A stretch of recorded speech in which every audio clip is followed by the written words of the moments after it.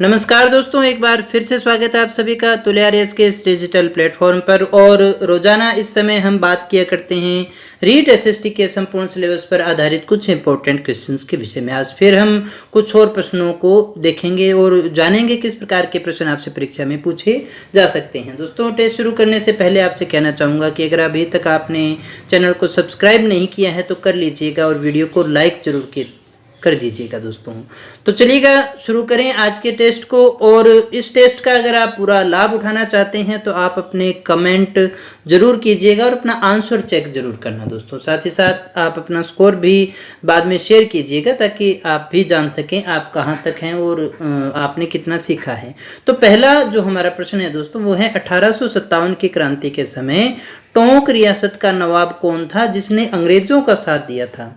नवाब मुनीर खां, नवाब नज़ीर खां, नवाब आलमगीर खां या नवाब नासिर मोहम्मद खां? दोस्तों, आपको बताना है उसका नाम, उस नवाब का नाम जिसने अंग्रेजों का साथ दिया था। दोस्तों, क्या है दोस्तों हमारा सही आंसर?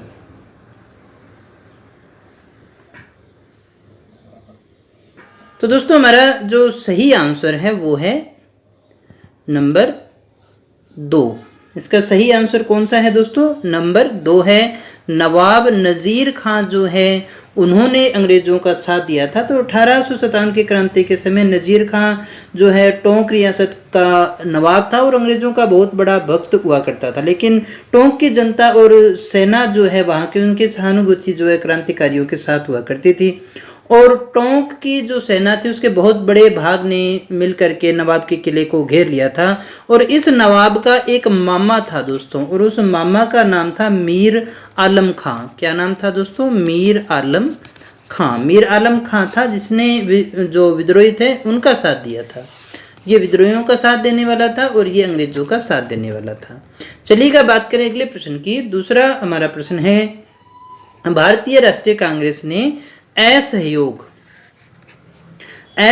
का अपना प्रसिद्ध प्रस्ताव 1920 में कहाँ आयोजित अधिवेशन में पारित किया था? यानी असहयोग आंदोलन जो चला था उसको किस अधिवेशन में पारित किया था? लखनऊ में, दिल्ली में, बंबई में या फिर कलकत्ता में? दोस्तों, क्या है हमारा सही आंसर? फटाफट से कमेंट करके बताइएगा दोस्तों। बहुत अच्छा और बहुत ही इंपॉर्टेंट क्वेश्चन है। चलिए चेक करें दोस्तों। सही आंसर हमारा नंबर 4। कौन सा अधिवेशन था? कलकत्ता का अधिवेशन था। 1920 का अधिवेशन था जिसमें असहयोग का अपना प्रसिद्ध प्रस्ताव जो है कांग्रेस के द्वारा स्वीकार किया गया था। ये एक विशेष अधिवेशन था दोस्तों। कौन सा था? ये एक विशेष अधिवेशन था। और इस विशेष अधिवेशन की अध्यक्षता किसने की थी दोस्तों? लाला लाजपत राय ने की थी। ये भी आप साथ ही साथ याद रख लीजिएगा। अगले प्रश्न को देखते हैं। एलोरा में गुफाएं और शैलकृत मंदिर हैं, किस धर्म से संबंधित है? हिंदू और बौद्ध से, बौद्ध और जैन से, हिंदू और जैन से या हिंदू, बौद्ध और जैन तीनों से? दोस्तों, क्या है हमारा सही आंसर? तो दोस्तों, क्या है हमारा सही आंसर? फटाफट से चेक कर लीजिएगा। आंसर नंबर 4 जो है वो हमारा बिल्कुल सही है। तीनों ही धर्मों से संबंधित है। एलोरा में जो गुफाएं हैं, हमारी शैलकृत मंदिर हैं, उनका संबंध हिंदू धर्म से भी है, बौद्ध से भी है और जैन धर्म से भी है। दोस्तों, ये है कहाँ? ये औरंगाबाद में है दोस्तों। कहाँ है? औरंगाबाद में है। तो औरंगाबाद के एलोरा में जो गुफाएं और शैलकृत मंदिर हैं उनका जो निर्माण अगर आपसे पूछा जाए किसके द्वारा किया गया था, तो राष्ट्रकूट शासकों के द्वारा किया गया था। अगला हमारा प्रश्न है, विमर्श का दोष है दोस्तों। इनमें से विमर्श का दोष कौन सा है? अधिक समय नष्ट हो जाता है, कई बार एक निष्कर्ष प्राप्त नहीं हो पाता है, वाद विवाद की स्थिति की संभावना बन जाती है? दोस्तों, की स्थिति की संभावना, या फिर ये सारे के सारे सही हैं? दोस्तों, फटाफट से बताइएगा दोस्तों कमेंट करके क्या है हमारा सही आंसर। विमर्श का दोष इनमें से क्या है? चलिए चेक कर लेते हैं दोस्तों। सही आंसर हमारा वो है नंबर 4। उपरोक्त सभी जो हैं वो दोष हैं दोस्तों। विमर्श जो है वो एक सहयोगी कार्य है, सहयोगात्मक कार्य है, जिसमें प्रत्येक जो है किसी समस्या को समझने का प्रयास करता है और सत्य को खोजना चाहता है। हालांकि इसमें जो समय है वो बहुत ज्यादा खर्च हो जाता है। इसमें मतैक्य नहीं हो पाता है। मतैक्य यानी सबकी एक मत प्राप्त नहीं हो पाता। वाद विवाद की स्थिति की संभावना भी रहती है। तो ये सारे के सारे जो है इसके दोष माने माने जाएंगे। दोस्तों आगे बढ़ते हैं 5वें प्रश्न की तरफ। ऊंट की खाल पर चित्रांकन किस कला शैली की विशेषता है? मेवाड़ शैली की, मारवाड़ शैली की, किशनगढ़ शैली की या फिर बीकानेर शैली की? दोस्तों किसकी विशेषता है ऊंट की खाल पर जो चित्रांकन किया जाता है दोस्तों? तो दोस्तों हमारा सही आंसर है वो है नंबर 4। ये किसकी है? बीकानेर शैली की विशेषता है दोस्तों। तो दोस्तों ऊंट की जो खाल है, ऊंट के खाल से बनते हैं कुप्पे। क्या बनते हैं? कुप्पे बनते हैं और इन कुप्पों पर सोने और चांदी से चित्रांकन किया जाता है। उस कला को हम क्या कहते हैं? उस्ता कला के नाम से जानते हैं। यानी ऊंट की खाल पर चित्रांकन जो है क्या कहलाता है दोस्तों? उस्ता कला कहलाता है। और ये उस्ता कला क्यों कहलाती है? ये हिसामुद्दीन उस्ता के नाम पर कहलाती है। हिसामुद्दीन उस्ता जो थे वो इसके प्रवर्तक मानते हैं, इसलिए ये है। और इसके सिद्ध हस्त कलाकार हैं तो इसलिए हम इसे उस्ता कला के नाम से भी जानते हैं। अगला हमारा प्रश्न है, निम्न में से किस स्थान पर राजस्थान के सबसे प्राचीन सभ्यता के अवशेष मिले हैं? यहाँ आपको बताना है कि सबसे प्राचीन राजस्थान की सबसे प्राचीन जो सभ्यता है उसके अवशेष कहाँ मिले हैं? तिलवाड़ा, बालोतरा, आहोर या फिर कालीबंगा में दोस्तों। तो दोस्तों हमारा सही आंसर है वो है नंबर 4 कालीबंगा।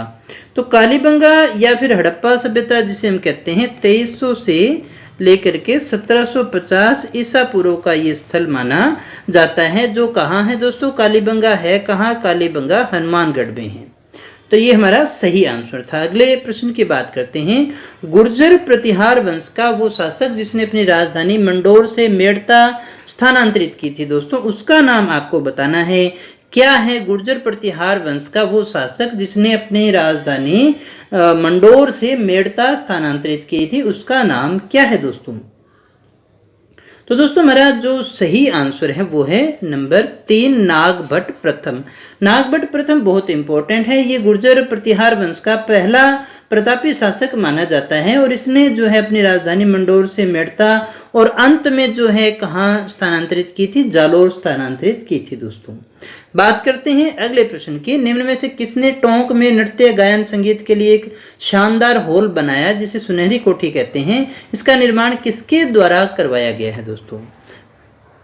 सुनहरी कोठी टोंक में है, ये आपने सुना होगा। नृत्य गायन और संगीत के लिए थी। आपको बताना है कि इसका निर्माण किसने करवाया? नवाब वाजिद अली शाह ने, नवाब अमीर खान ने, नवाब बिरजिस कादिर ने या फिर नवाब मोहम्मद इब्राहिम अली खान ने? दोस्तों किसने करवाया? तो दोस्तों इसमें हमारा जो सही आंसर है वो है नंबर 4 नवाब मोहम्मद इब्राहिम अली खान जो हैं इन्होंने इसको बनाया था। सुनहरी कोठी का एक और नाम आता है दोस्तों, इसे शीश महल के नाम से भी जाना जाता है और बहुत ही अच्छा और बहुत ही महत्वपूर्ण ऐतिहासिक स्थल है। ये है कहाँ? टोंक में है दोस्तों। कहाँ पर है? टोंक में है। इब्राहिम अली खान के द्वारा इसको बनाया गया था। इसे इब्राहिम अली खान को जो है संगीत, नृत्य, कविताओं का बहुत ज़्यादा शौक हुआ करता था, इसलिए इसने इसे देखिए बनवाया था दोस्तों। ये इसकी जो संरचना है ना, इसकी सारी संरचना किसी जड़ाऊ गहने की तरह दिखती है, यही इसकी विशेषता है, इसलिए सुनहरी कोठी भी अपनी कहा करती है। अगला हमारा प्रश्न है, गौतम बुद्ध का जन्म स्थान इनमें से कौन सा था? कुशीनगर था, सारनाथ था, बोधगया था या फिर लुम्बिनी था? गौतम बुद्ध का जन्म स्थान कौन सा है दोस्तों? क्या है हमारा सही आंसर? फटाफट से चेक कर लीजिएगा, उम्मीद करता हूँ सभी का सही होगा। तो उनका जन्म स्थान था लुम्बिनी। कब हुआ था दोस्तों? 563 ईसा पूर्व के अंदर लुम्बिनी नामक स्थान पर इनका जन्म हुआ था। अगर आपसे पूछा जाए इनका बचपन का नाम क्या था, तो इनके बचपन का नाम हुआ करता था सिद्धार्थ। इन्होंने बुद्ध धर्म की स्थापना की। इन्हें और भी कुछ कहा जाता है दोस्तों, एशिया का शक्तिपुंज, और इसे क्या कहा जाता है? हम एशिया का शक्तिपुंज के नाम से भी जानते हैं दोस्तों। आगे बात करते हैं 10वें प्रश्न की। फायान के अनुसार जावा में कौन सा धर्म प्रचलित था? जावा में फायान के अनुसार कौन सा धर्म प्रचलित था? बौद्ध धर्म, ब्राह्मण धर्म, जैन धर्म या फिर इनमें से कोई नहीं?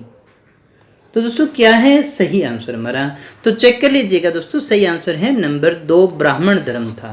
कौन सा धर्म था? फायान के अनुसार जावा में केवल ब्राह्मण धर्म ही प्रचलित था और ये ऐसा माना जाता है कि द्वितीय शताब्दी के अंदर, द्वितीय सदी में वहाँ हिंदू राज्य की स्थापना हुई थी और कालांतर में वहाँ पर जाकर के बौद्ध धर्म का भी प्रचार प्रसार होता है। जावा का बौद्ध स्तूप है वो भी काफी ज्यादा प्रसिद्ध है दोस्तों।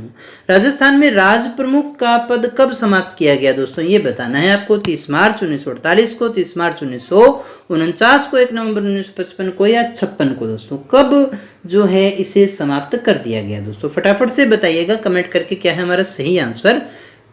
तो दोस्तों सही आंसर हमारा वो है नंबर 4, 1 नवंबर 1956 को। देखिएगा वर्तमान स्वरूप जो है राजस्थान के एकीकरण के 7वें चरण के बाद में आता है। 7वां चरण 1 नवंबर 1956 को पूरा होता है और इसमें राजशाही का एक अंतिम अवशेष जो है वो राज प्रमुख बचा हुआ था राजशाही में, इसको समाप्त कर दिया जाता है 7वें संविधान संशोधन द्वारा समाप्त करके, और फिर इसी के साथ राज्यपाल जो है, राज्यपाल का पद जो है वो सृजित किया जाता है। अगला प्रश्न देखिएगा, शीश फूल नामक आभूषण शरीर के किस अंग पर पहना जाता है दोस्तों, क्या है दोस्तों सही आंसर, फटाफट से बताइएगा। रटा हुआ है तो सही कर ही दोगे ना, वैसे थोड़ा सा दिमाग लगाओ तो सिर ही करोगे ना, शीश माने क्या होता है सिर, तो वैसे भी सही हो जाता आपका ना, सिर पर पहना जाता है।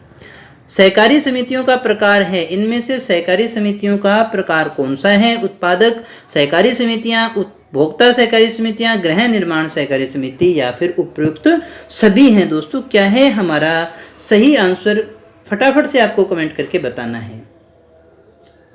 तो दोस्तों सही आंसर जो है हमारा वो है नंबर 4, ये सारे ही जो हैं वो सहकारी समितियों के प्रकार माने जाते हैं। अगला हमारा प्रश्न है, राजस्थान के निम्न जिलों में से न्यूनतम वन क्षेत्र वाला जिला कौन सा है, इनमें से सबसे कम वन जो है वो कौन से जिले में है, जैसलमेर, बारां, चूरू और नागौर, इसमें से आपको बताना है दोस्तों। तो दोस्तों मेरा जो सही आंसर है वो है नंबर 3, चूरू है। अगर आपसे पूछा जाए सर्वाधिक वन क्षेत्र कहाँ है तो वो रहेगा उदयपुर, और सबसे कम पूछा जाए तो कौन सा रहेगा, चूरू। और प्रतिशत के रूप में अगर पूछा जाए तब आपका आता है प्रतापगढ़, और सबसे कम वाला यहाँ भी कौन सा रहेगा, चूरू रहेगा। तो ये थोड़ा सा ध्यान में रखिएगा, सर्वाधिक वन क्षेत्र पूछा जाए तो ये उदयपुर रहने वाला है। अगला हमारा प्रश्न देखिएगा, राजस्थान में लिग्नाइट कोयला के प्रमुख क्षेत्र इनमें से कौन से हैं। पहला ऑप्शन कह रहा है कपूरडी, मेड़ता, बरसिंहसर, मेड़ता, पलाना, सोनू में, बरसिंहसर, आगूचा और मेड़ता में, पलाना, सोनू और कपूरडी में, क्या है दोस्तों हमारा सही आंसर, फटाफट से कमेंट करके बताइएगा। तो दोस्तों हमारा सही आंसर है वो है नंबर 1, कपूरडी, मेड़ता और बरसिंहसर। कपूरडी, मेड़ता और बरसिंहसर जो है वो सबसे ज्यादा कोयले वाले अपने मान करके चलते हैं दोस्तों, जैसे कि पलाना है, बरसिंहसर है, बीठनोक है, देशनोक है, गुड़ा, कपूरडी है, जालिपा है, ये सारे के सारे जो हैं वो लिग्नाइट कोयले के लिए माने जाते हैं। पलाना जो है ये भी लिग्नाइट कोयले के लिए काफी ज्यादा फेमस है दोस्तों, क्योंकि कोयले की देश की सबसे लिग्नाइट कोयले की अगर आपसे पूछा जाए सबसे बड़ी खान कौन सी है तो वो पलाना में ही है दोस्तों, लेकिन ऑप्शन के हिसाब से हमारा सबसे सही आंसर कौन सा है, यही है। बात करें दोस्तों अगले प्रश्न की, प्रकाश रसायनी धूम्र कोहरे के बनने के समय कौन सा एक उत्पन्न होता है, ये आपको बताना है। हाइड्रोजन, नाइट्रोजन ऑक्साइड या फिर ओजोन होती है या फिर मीथेन होती है दोस्तों, क्या उत्पन्न होता है ये आपको बताना है, फटाफट से कमेंट करके बताइएगा क्या है हमारा सही आंसर दोस्तों। तो दोस्तों मेरा जो सही आंसर है वो है नंबर 2, नाइट्रोजन ऑक्साइड जो है वो इसके द्वारा उत्पन्न होती है, तो यही हमारा सबसे सही आंसर है। बात करते हैं दोस्तों अगले प्रश्न की, निम्न में से किस वाद में, देखिए किस वाद के अंदर सर्वोच्च न्यायालय ने निर्णय दिया कि जहां संविधान की भाषा संदिग्ध हो वहां प्रस्तावना विधिक निर्वाचन में सहायता करती है, ये आपको बताना है दोस्तों। सही आंसर बेरुवाड़ी यूनियनवाद था, केशवानंद भारतीवाद था, वो गोलकनाथ था या फिर मिनर्वा मिल्सवाद था दोस्तों, क्या है हमारा सही आंसर, फटाफट से कमेंट करके बताइएगा दोस्तों। तो चलिएगा दोस्तों चेक करते हैं, हमारा सही आंसर वो है नंबर 1, बेरुवाड़ी यूनियनवाद के अंदर ये कहा गया था। अगला हमारा प्रश्न है, टाइफून नामक चक्रवात जो है उससे कौन सा क्षेत्र प्रभावित होता है? कौन सा? ऑस्ट्रेलिया, चीन सागर, एशिया या फिर अमेरिका? टाइफून किधर आता है? सामान्य सी बात है, यही पूछा जा रहा है। तो दोस्तों क्योंकि जहां आएगा चक्रवात वहीं तो प्रभाव डालेगा ना, तो दोस्तों सही आंसर हमारा वो है नंबर 2, चीन सागर। अगला हमारा प्रश्न है दोस्तों, कौन सा लोक नृत्य होली पर नहीं किया जाता है? ये ध्यान दीजिएगा दोस्तों, होली पर नहीं किया जाता है। गैर, नेजा, चंग या फिर पणिहारी? बहुत अच्छा और बहुत आसान सा प्रश्न है, उम्मीद करता हूँ आप सभी का सही होगा, क्योंकि सही आंसर हमारा नंबर 4 है, पणिहारी। तो जब पानी भरने के लिए जाते हैं तब वो किया गया नृत्य है। बाकी ये गैर, नेजा, चंग जो है ये सारे के सारे होली पर होते हैं। अगला हमारा अंतिम प्रश्न है, कंबोडिया के प्रसिद्ध वैष्णव मंदिर अंकोर वाट का निर्माण किसने करवाया था? सूर्यवर्मा द्वितीय ने, जयवर्मा तृतीय ने, यशोवर्मा द्वितीय ने या फिर सूर्यवर्मा प्रथम ने करवाया था? दोस्तों आपको बताना है हमारा सही आंसर इनमें से कौन सा है, क्या है हमारा सही आंसर। फटाफट से कमेंट करके बताइएगा। उम्मीद करता हूँ आप सभी ने आंसर कर लिया होगा ऑप्शन देख करके। तो सही आंसर हमारा वो है नंबर 1, सूर्यवर्मा द्वितीय ने। तो दोस्तों ये थे हमारे आज के प्रश्न। उम्मीद करता हूँ आपने काफ़ी कुछ सीखा होगा। सच में सीखा है तो वीडियो लाइक करके सहमति दे दीजिएगा दोस्तों। और अगर आप हमारी फ्री टेस्ट सीरीज ज्वाइन करना चाहते हैं तो आप हमारे एंड्रॉयड एप्लीकेशन को डाउनलोड कर लीजिएगा। और अगर आपको सच में लाभ हो रहा है तो अपने दोस्तों को जरूर बताइएगा, ताकि और लोग इसके साथ में जुड़ सकें, उन्हें भी लाभ हो। तो दोस्तों मिलते हैं नेक्स्ट वीडियो में कुछ और नए प्रश्नों के साथ, कुछ और नई जानकारी के साथ। तब तक बने रहे हमारे साथ। Thank you very much.